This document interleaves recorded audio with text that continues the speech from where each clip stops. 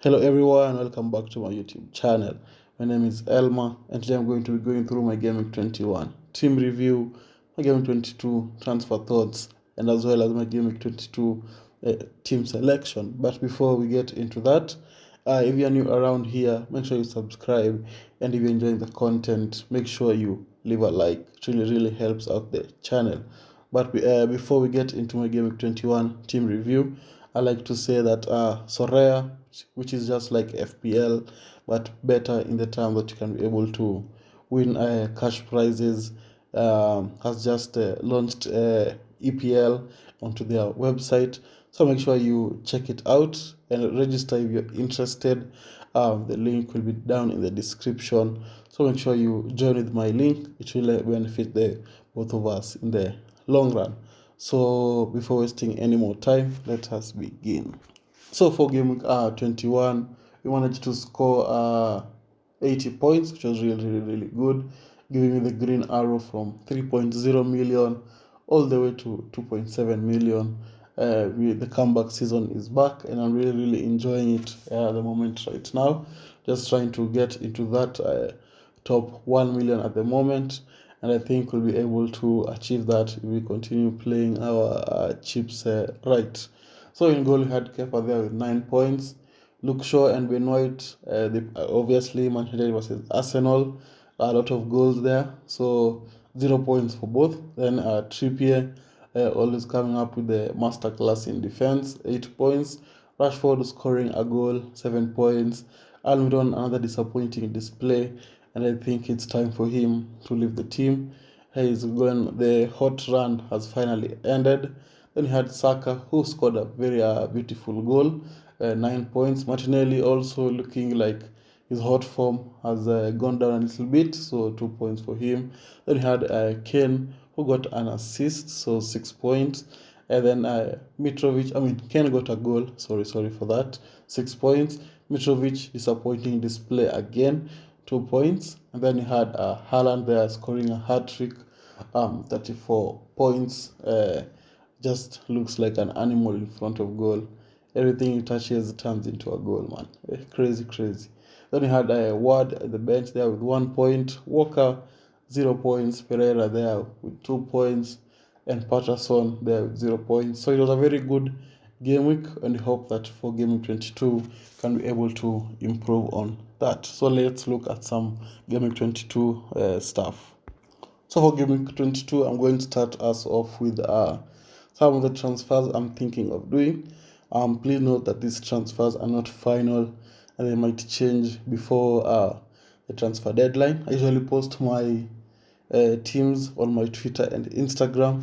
The links are down in the description as well, so make sure you follow. It's free to follow. It only takes a minute, so make sure you follow me on those platforms.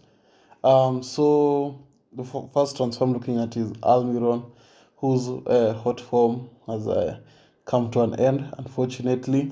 He was really good, so I think now it's time to move on from him at the moment.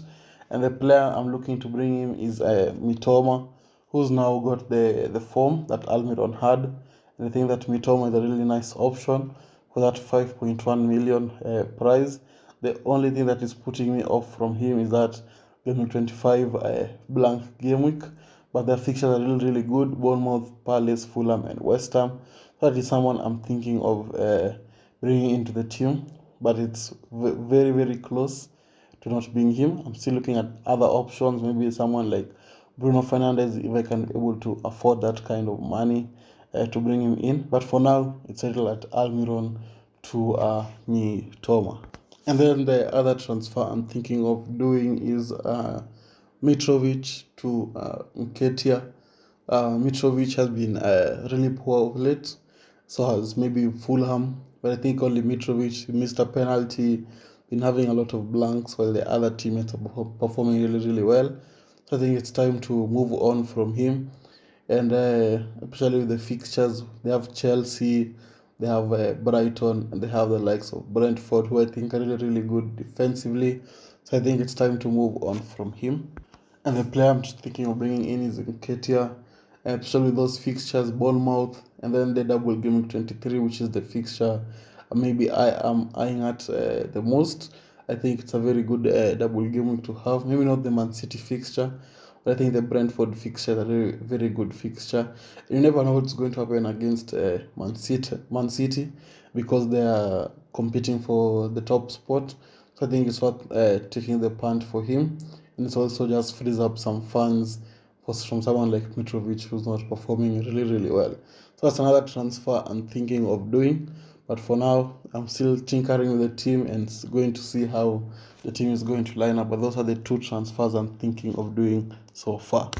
And then we can go to how my team will be shaping up, including with those two transfers that I've just mentioned. So in goal, we're going to be having Kepa against Fulham, so that Chelsea can be able to keep the clean sheet, especially with the signing that they've made. They should be able to win that fixture comfortably, spending 600 million. You expect a team to be winning game in, game out, and to be collecting 3 points every single game, because that's a lot of money to be spending and not winning matches. So that Kepa can be able to keep that clean sheet against Fulham. Then we have Trippier against West Ham. We know Trippier has been really good, very good going forward, collecting those bonus points even if their team concedes. So I think Trippier is pretty much nailed on. Then you have Ben White against Everton. Everton have not been looking really, really good, but maybe the new manager bounce with Sean Dyche going there and playing their standard 4-4-2 formation with Calvert-Lewin the up front. I think maybe it might cause the likes of Ben White some problems, but I think Arsenal will be fine in that fixture. Then you have United, where they play Crystal Palace and Leeds. The last time we played Crystal Palace, it was not easy, but I think being at Old Trafford will maybe make the fixture a little bit easier. So I hope that United can be able to come out with a win in that fixture, and also a clean sheet. Then we can move on to the midfielder, where I'm going to be having Martinelli and Saka from Arsenal. Everton are also not very good defensively, so I hope that Saka and Martinelli can be able to exploit that. Then you have Rashford there, who's going to be my captain against Crystal Palace and Leeds, so that he'll be able to turn up for those fixtures. Then you have Mitoma, where they're going to be playing Bournemouth. Bournemouth are not really good defensively. They've been leaking a lot of goals of late. So that Mitoma can continue his hot form in front of goal and able to score against very leaky Bournemouth. And to finish off the team, we're going to be having Haaland against Tottenham as one of my forwards. Then you're going to be having Mitrovic against Chelsea. I know there are conflicting issues there because Kepa is my goalkeeper and Mitrovic is going to be my striker. So that's why maybe bringing in Nketiah is the right option. But to bring in Nketiah, I have to sell either Martinelli or Saka or Ben White, so that I can be able to fit in Nketiah into the team. So just a lot of problems and requires a lot of thinking to see how my team is going to be looking like. But for now, we're going to have Mitrovic in there, and then we're going to have Kane against Man City. Not an ideal fixture, but as we saw with Kane, he can be able to score a goal out of absolutely nothing, and I hope that will be the case, especially since I don't own any Man City defenders. Hope that Kane can be able to turn up. And then to the bench, we have Ward against Aston Villa, Pereira against Chelsea, and Walker against Spurs, and then Patterson against West Ham. So I think that is a very solid team for this game week. Let me know in the comments what you think about the team and how you're thinking of lining up your transfers. You can also text me on Instagram and on Twitter. I'm going to be replying. I'm also going to start posting on TikTok. The link will be down in the description, so make sure you also check me out there. So with that, I'd like to thank you all guys for watching, and I'll see you all guys later. Bye bye.